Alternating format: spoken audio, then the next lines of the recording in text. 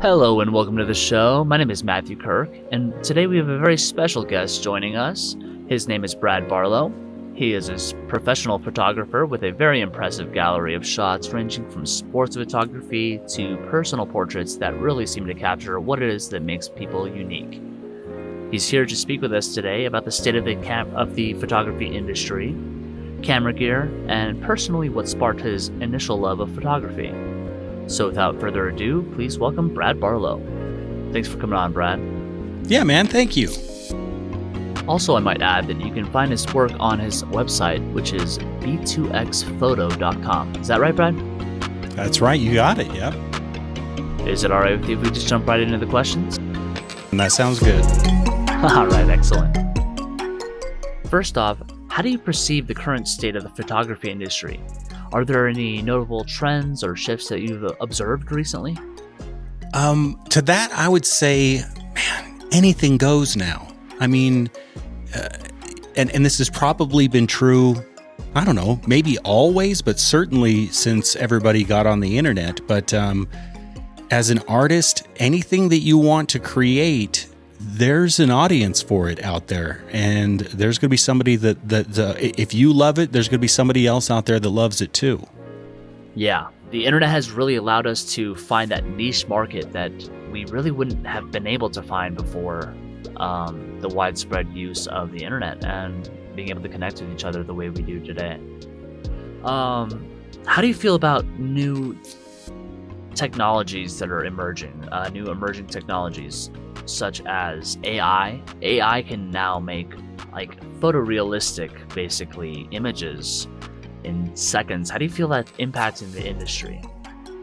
I think that people, started talking about that a few years ago and had no idea how quickly that would become a reality. I mean, the things that the average person can do with a laptop, any laptop, any setting, almost any internet connection, it's unbelievable. As long as you know where to find those things and how to make them available to you, it's unbelievable what people can do.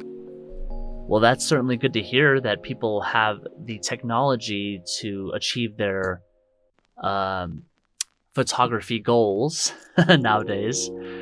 How do you feel the social media plays into it? People are able to reach those crowds like we talked about. Do you think that's good as a pro? Do you think it's good that there are more people taking photos out there, putting them online, or do you think it's oversaturating the market a little bit?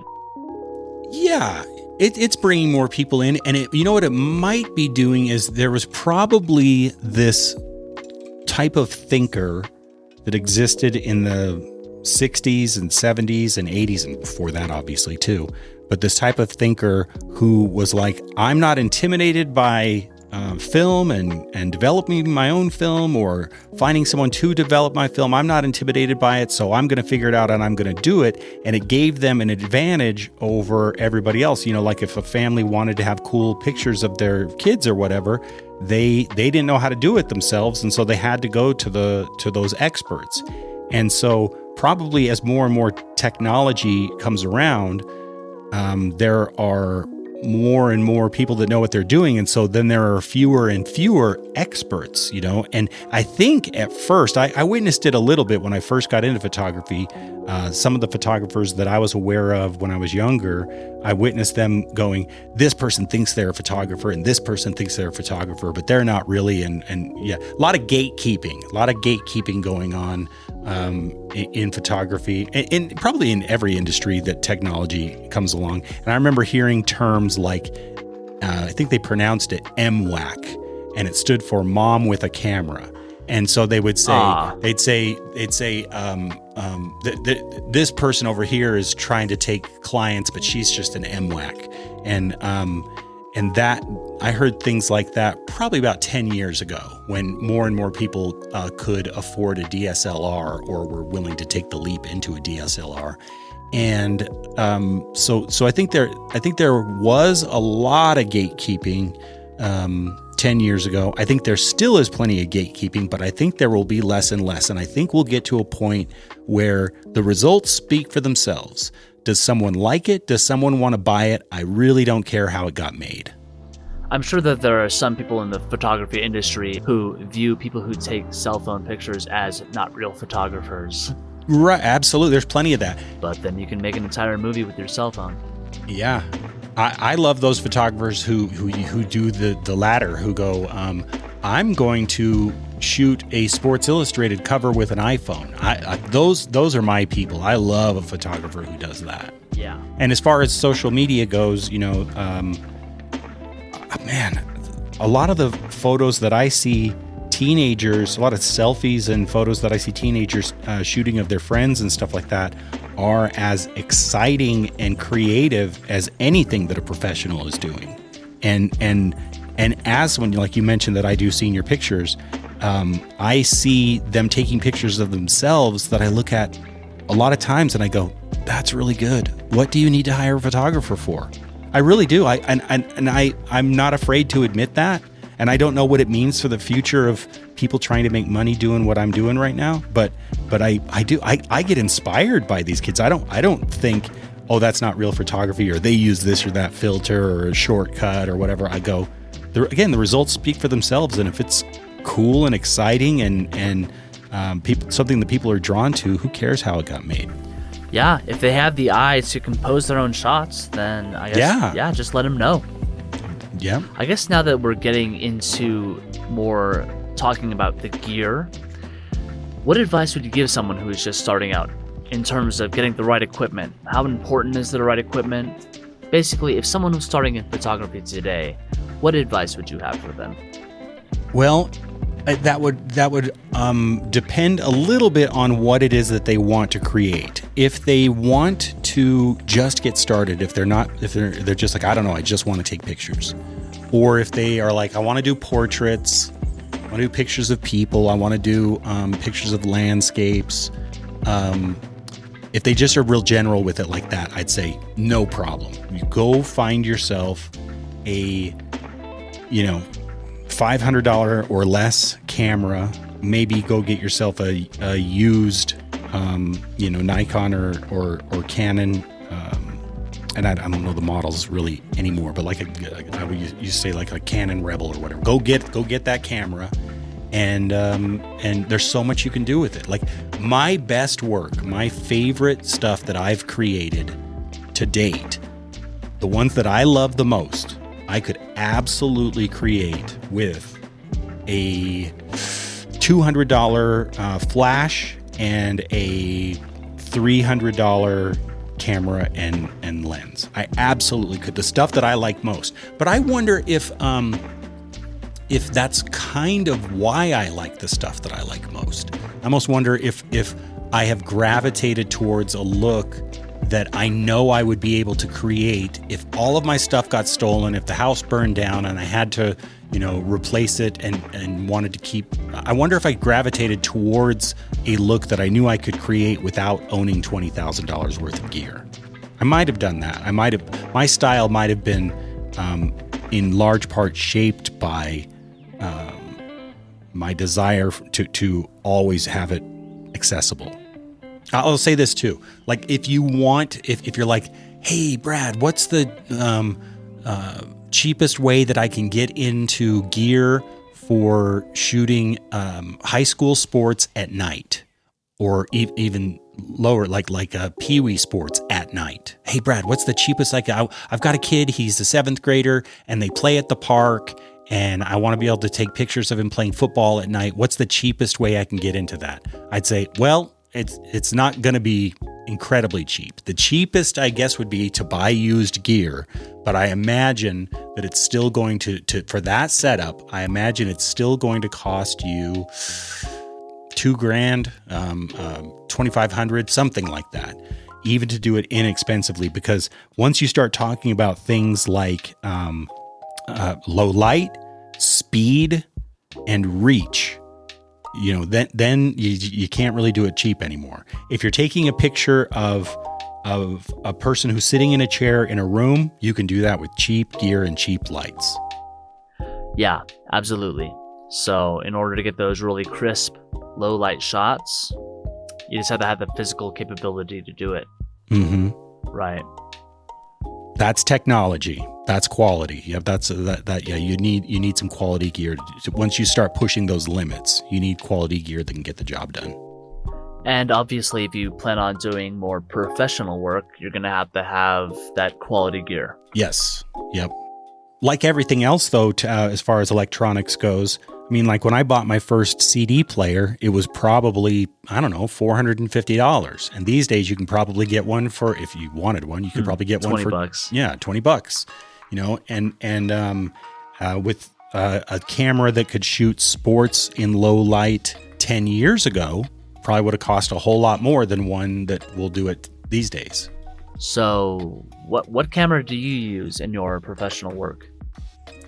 I'm a few models back on all my gear, actually. On my action sports stuff that I shoot, I am shooting the Nikon D500, which I don't know, is that 5 years old? I don't know. I think it's not mirrorless. I'll tell you that. It's a SLR DSLR camera. And you use that one for the sports photography?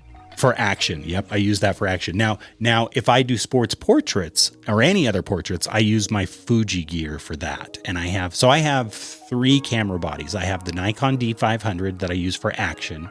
And then for portraits, I use either the Fujifilm X-T2, which is 3 models back. They're on to the X-T5 now. And I use the Fujifilm X100V, which is only 1 model back. And that's only because the latest in that series came out 2 days ago. Nice. I didn't know that they just released that. So that one's actually a little newer camera, but that actually is my favorite camera. And that camera, the Fuji X100V, is a fixed lens. You can't take the lens off of it, and it's 35 millimeter. Oh, nice. So that's what you use for your portrait photography? I do. I usually see people in web forums who are professional photographers that say that they only have that one as their for fun carry around camera and that they would never use it for professional. But I love to use it for professional. You might as well use the technology if it's there and you can produce quality results. Yep. And if it inspires the photographer, if having that gear in their hand inspires them to do what they love to do, and yes, having a simple kit is inspirational to me. Makes me want to work. If I have, like most everybody I've run into, they're like, I want this for this, and I want this for this, and ooh, I wish I could have that, but I can't afford it. And I'm like, how do I own very, very little? Like, I would love it if I truly only owned that one camera and 2 lights. I actually would like to only own 1 light, but I can't. There's a setup that I have in my mind that I'm like, gotta have 2 lights for that. So I would like to have 2 lights, 2 stands, 1 camera. I would love that. Yeah. I've actually heard that some artists will put rules in place when they are making pieces as to limit themselves, which they will claim that it will help them in their creative process. It'll enhance their creativity. Without a doubt. That's what pushes your creativity. Yep. Now, I know that everybody's different, though, and I'm sure that there are people that are so creative thanks to the fact that they have any gear available to them. I'm certain of that, but that's not me. If I had all of the gear you could possibly imagine, truly, if I could have any camera body, any lens, I'd be overwhelmed. In fact, I'd just be like, that sounds overwhelming. I don't want to do that. I'll probably do it wrong. Oh, I can choose anything? I can use anything? I'll probably choose the wrong thing. And I'd overwhelm myself to the point that I didn't even want to try. Mm-hmm. The last question I have for you on camera gear is, now we have drones. Now we have waters that can go now we have cameras that can go underwater. How do you feel that's changing the landscape of photography, videography? How do you think that's shifting things? It's crazy to watch a movie that came out in 1997 and watch a wide shot of the city of Chicago, and then it zooms in and it gets closer and closer and closer to a building, and then the lead actor is on top of that building, and that's the opening scene. And to think that was a helicopter, to watch that in 1996. And I'm actually thinking of a movie in particular. It's called Return to Me. It's a romantic comedy with David Duchovny and Minnie Driver, and that's how it opens. And it's like that was either an airplane or a helicopter, or I don't know, maybe some kind of glider, but I doubt it was some kind of glider. And these days, you could do the same thing with a drone, and it would probably look 10 times better and way cheaper than however expensive it was for them to do that shot. Yeah. So yeah, just those more opportunities, more. It is interesting to wonder how people are going to dazzle each other, when everybody can do everything. But I know that they will. I know that people will always think of a way to use the gear in a way that nobody else has done it before, no matter how capable it is. That's awesome. Well, now I guess we can get more into your personal journey. So, I remember when you came in to speak with the class, you were talking about, I don't remember if it was a photographer or a videographer, but you were talking about how they made you view your town in a new light. Can you explain a little bit about that? Yeah. I remember when Idaho Falls magazine first started being published, and I would see these photos that maybe they had, 3 or 5 photographers on staff that would go and take pictures of things around town or people around town. Maybe they were featuring, a chef or something like that. And I'd see these photos and I would just go, wow, my town looks like a movie. And I loved it. And I wanted photos from my life that looked like that. And at first I thought, I need to hire a photographer to, take pictures of my life. So I have photos of me and my family and friends that look like that. And that obviously would be expensive to have somebody following me around several times a year to get stuff like that. So I was like, I guess I better learn how to, use a camera to try to create photos that look more like that. And I got my first DSLR camera in, I think it was probably around 2000, something like that.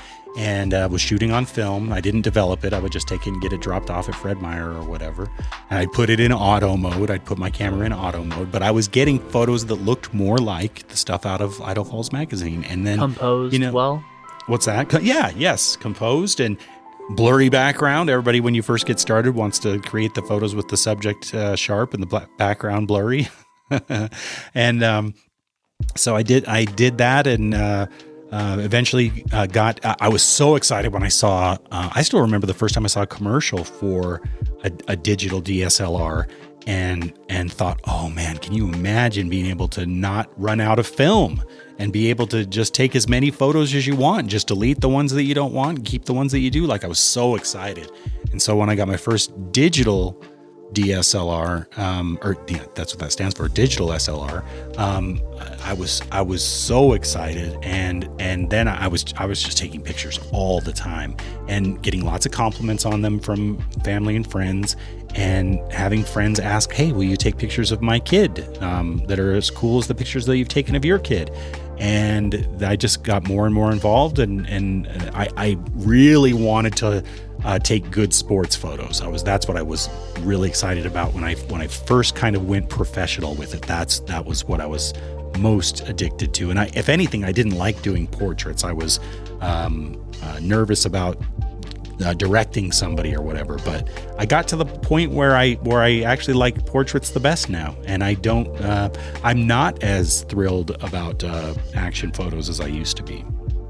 That's excellent. You really want to capture what it is that makes them them. I like that.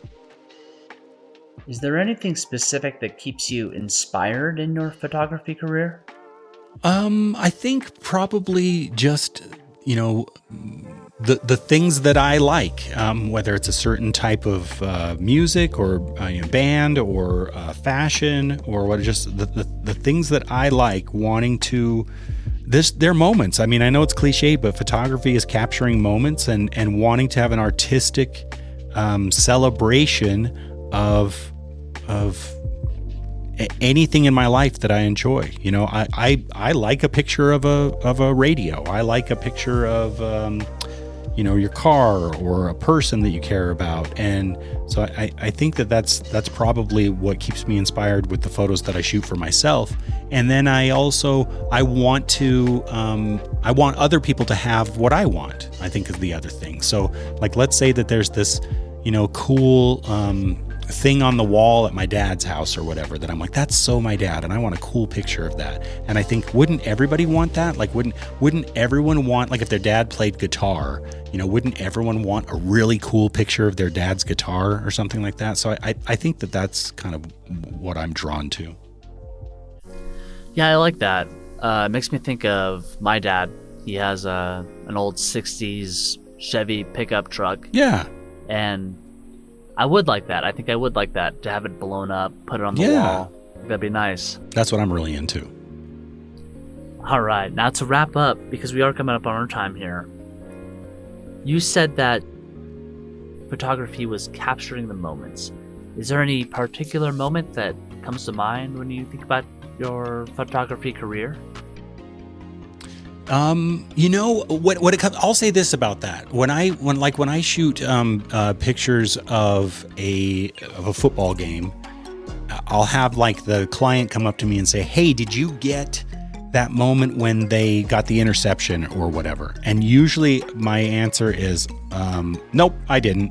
I wasn't in the right place at the right time, or I just didn't happen to, get the." So I'm actually, I guess I'm not as much about a one-time moment as I am about something that highlights something that features that moment. Like, let's say you're somebody who likes to play billiards. I'm not so much about like, I got that moment that you beat the one guy that nobody ever thought you would beat. I got the moment where you pumped your fist afterwards.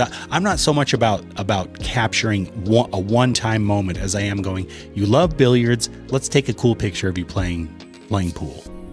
That's excellent. You really want to capture what it is that makes them them. I like that. Well, thank you so much for coming on the show.